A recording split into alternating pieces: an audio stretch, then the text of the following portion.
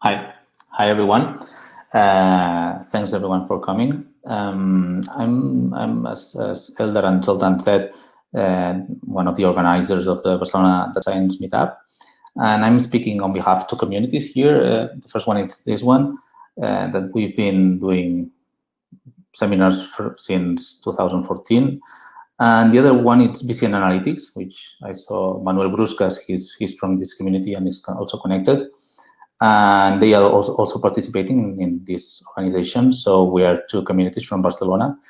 Usually our meetup is more technical, and let's say the BC Analytics is more business oriented, but we both share very tight interests. So I will start with the presentation.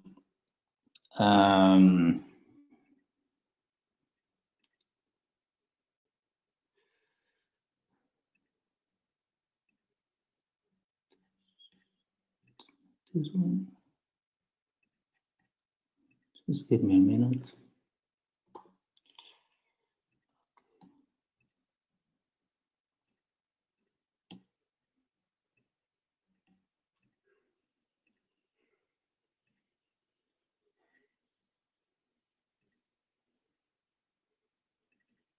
Okay. Yes, this one. So today we are going to talk about causal inference, as has been said many times. This is a topic that I started to be interested 3 years ago, and as the time goes, as the time passes, I think it's more and more interesting, and I'm definitely, very pro this kind of techniques. First of all, who am I? I'm Aleix Ruiz. I did a PhD in mathematics. I've been working as head of data science in many companies here in Barcelona, and I'm currently working as a freelance. I also co-organized the R users group since 2011, and also the Meetup machine learning group, as we've been saying. So the basic objective of this talk is try to understand if we are making good decisions. As you can imagine, this is not an easy question, and most of you probably have this kind of questions in your everyday work. For example, this is a problem that we found in Vanguardia. When I was working there, Vanguardia is a very large newspaper here in Spain, and they've been working for changing the website for quite a long time. And they developed a new website and they put it in production. And when users started to see this new website, they got excited, and the company developed we draw this kind of graph that you can see the previous web page and the new pages and the new web page, and as the number of users increased. So when people see this kind of graphs, the first thing that they think is we are doing well. Okay, as most of you already know, and as Elder said, correlation doesn't mean causation, and it's not so straightforward to say definitely that this is a good response. Why is it so? Well, because there may be seasonality reasons. In the case of newspapers, maybe there was a huge news about something and it just blow up the number of visitors. Or sometimes the competition does very bad and it's good for you. So there may be like a large number of factors that can make this thing go up, but it's not because of the new web page. It's because lots of other things. So how can we share that this is due to the change of the website and not other factors? The standard solution in most of the digital companies, and in fact in healthcare for many years, it's running A/B tests. In healthcare, they are called randomized control trials. And the idea here is that, well, let's just put the two websites at the same time. They will both live during the same period of time. And users are going to see one of the two versions at random. So in this way, if something affects one page, it also affects the other, and the situation it's comparable among the two. A/B testing is by far the preferred solution to measure the impact of a decision, of a change, or a new feature, or whatever, and it's the easiest way to see a clear impact. The problem is that not always it's feasible. In some cases, it's not ethical, and probably I would say that it's not realistic to assume that we can A/B test everything, because in companies you usually take a lot of decisions, but not only in companies, in any kind of working group or whatever. It's not realistic to stay constantly testing things. So the main objective of causal inference, or why do we need causal inference, is we need a tool to assess calculations and impacts in scenarios where we cannot run A/B tests. And as you can imagine, in fact, most of the situations we don't run A/B tests. So it's a very powerful tool. I'm going to highlight many aspects of causal inference, and I'm going to do it through examples. In the first one, what I want to highlight is the importance of the story behind the data. This is a project that I'm currently working on with a company called Limet from Barcelona, and it's a company that they do projects about maintenance and public works. They have lots of repairing electrical failures projects and this kind of things. And they wanted to know which workers are faster and which are slower. As you can imagine, this is a kind of a sensitive topic, and saying, oh, you work better, you work worse, it's not an easy thing. But at least they wanted to have some ideas about that. So they have, about each project that they run, they have information about the tasks that the project finally does at the end of the day, the people that it's working on the project, and how long did the project need for finishing. So I have two different approaches here. The first one is, let's take every worker and measure how long do they take to finish a project. So if someone takes 10 hours to measure a project, and so another worker takes 5 hours, I would say that definitely 5 hours it's better, so he's faster. The problem with this is that well, they might not be doing the same tasks. So it's not, you cannot compare, because if some tasks are difficult than the others, it's natural that it takes more time.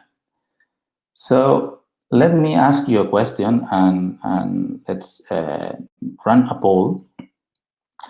The question is, what does it make sense, or what would be the preferred solution? Just the direct comparison, which means just calculating how long does it take each person, or should I take into account and compare, or take the basis of the tasks that they've been doing? So, yeah.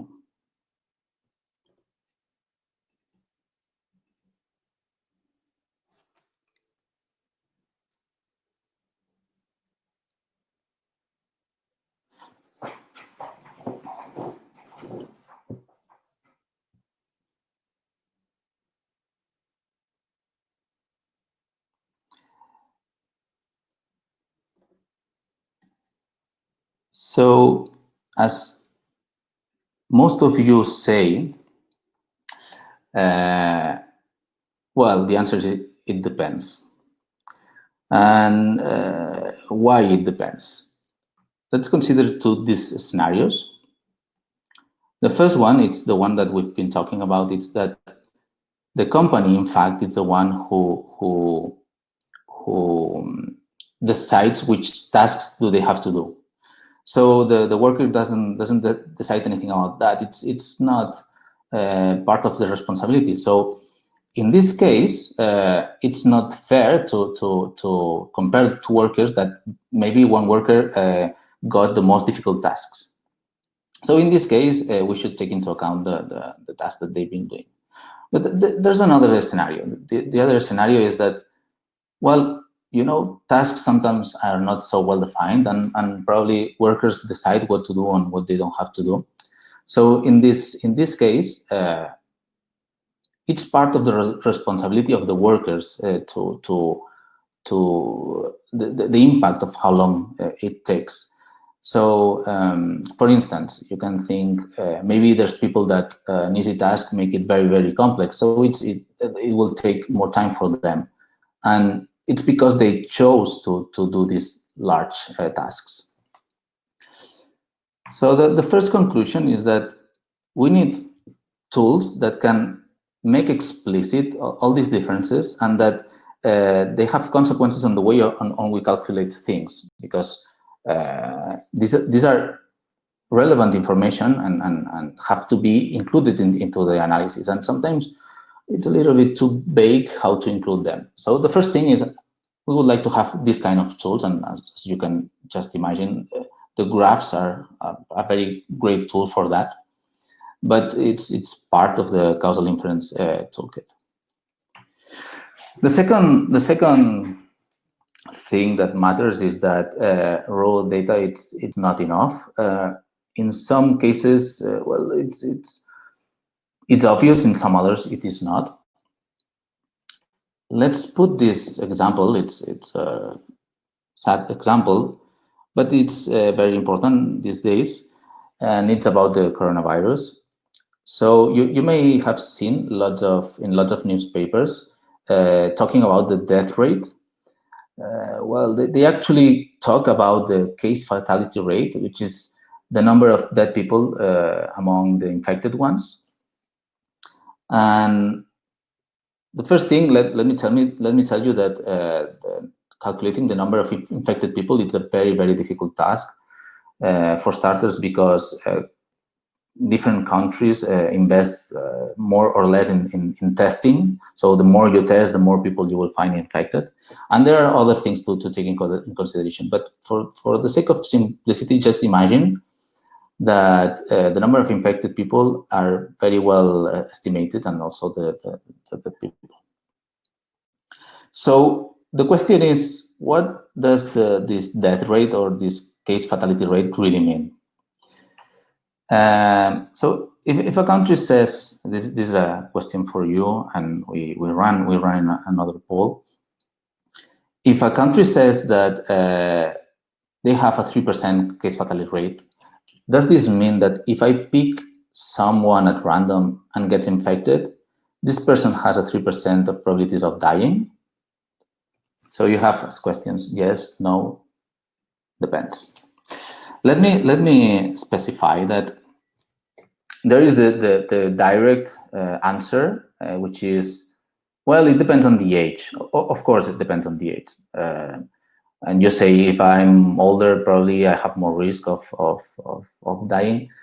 But the specific question is this 3% a representative number of the global population? So as most of you say, it's definitely not. Why is it so? Let's look at this example about the real data from Spain. The red bars are the distribution by age of infected people, and the blue ones are just for the global population. So there's a large difference among them, and somehow you can say it's a hard phrase, but it's a clear phrase that the coronavirus chooses its victims.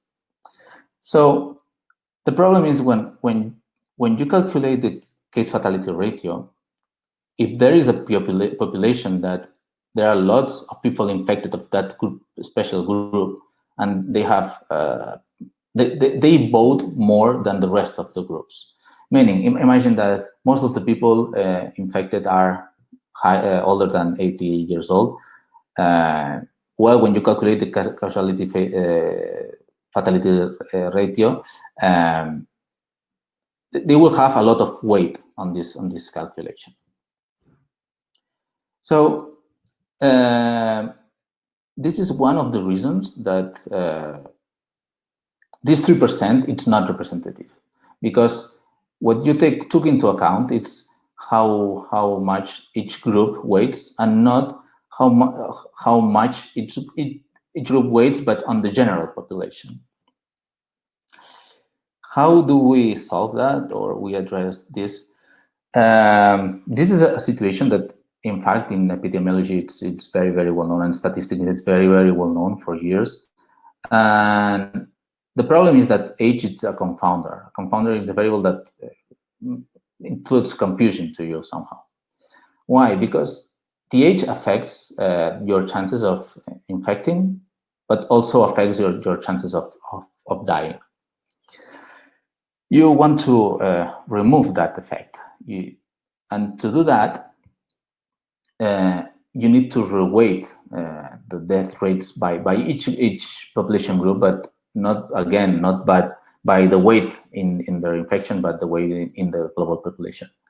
This process, it's called adjustment, or sometimes they say it's controlling for age or by age.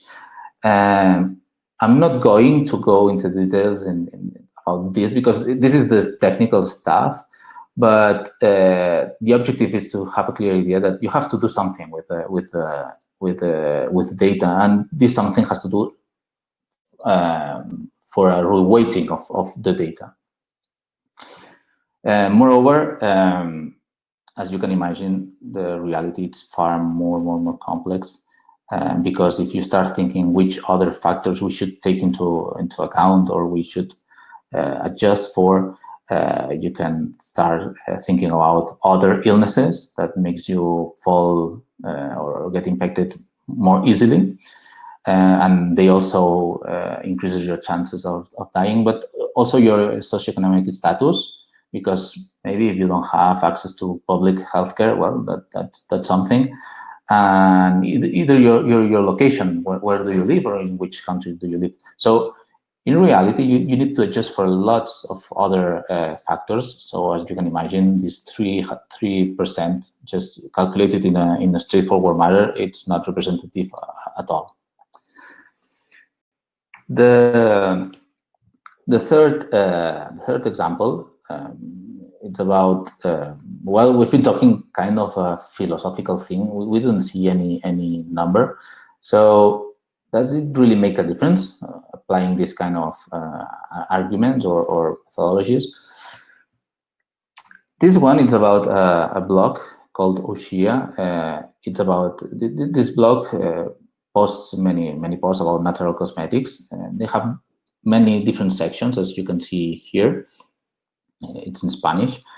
And at some point, they decided to invest in ads, in Facebook ads and AdWords, to make their post more popular.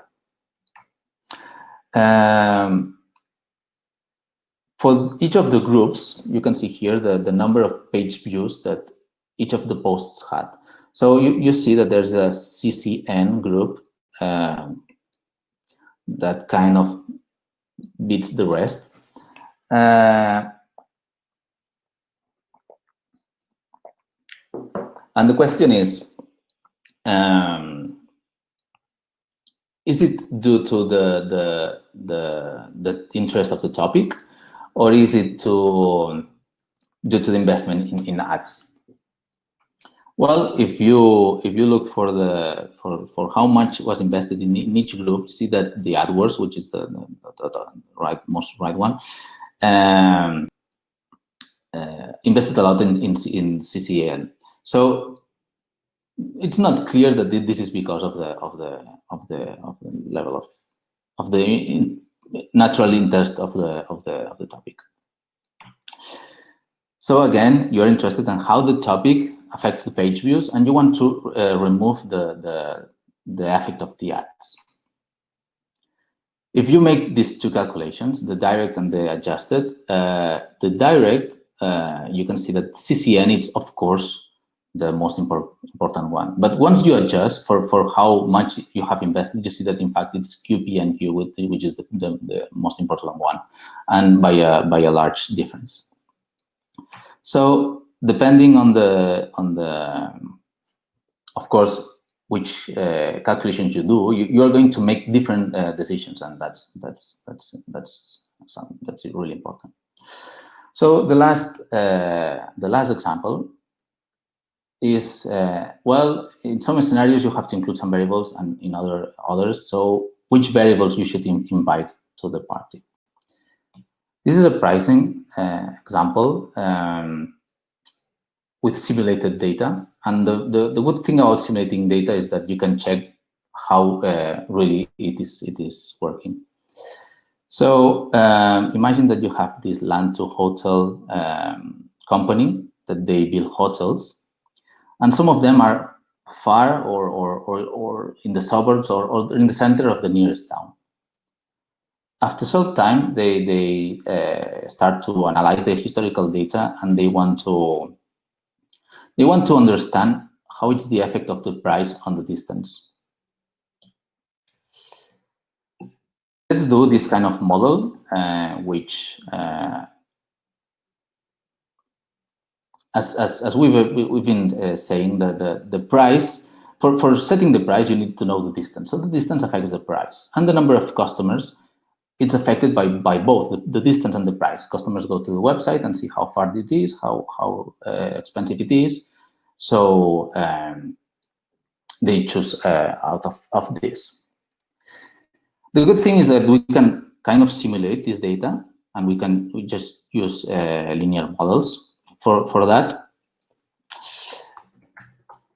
And with this data, we are going to analyze the results. So, which is the effect on the price for this particular data set? If we run a linear regression with the customers with respect to the price, what we see is that the coefficient is 0.7.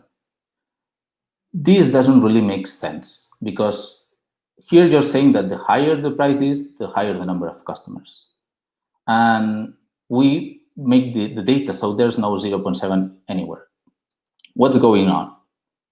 The problem is what it's known as Simpson Paradox, that if you look at the global trend, there's an increasing trend, but if you look at each of the subgroups, you have a decreasing trend.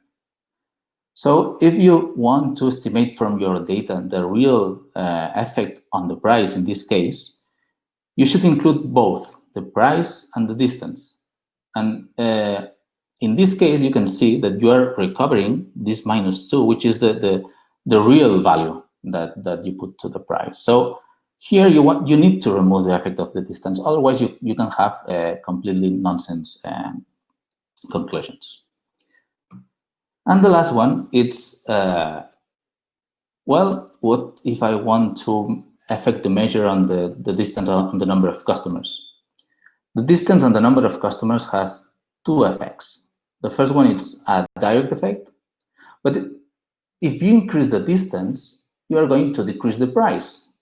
And if you decrease the price, the number of customers are going to increase. So you have a positive indirect effect, which is in this case -3 multiplied by -2. So the total effect is 6 minus 10, which is -4. This is what you should expect from to calculate the effect of the distance on the number of customers. Again, to estimate this from the data, we know this because we build the model from this data. But to make the correct estimation from data, we can only have it if we include only the distance. And as you can see here, you have this -4. So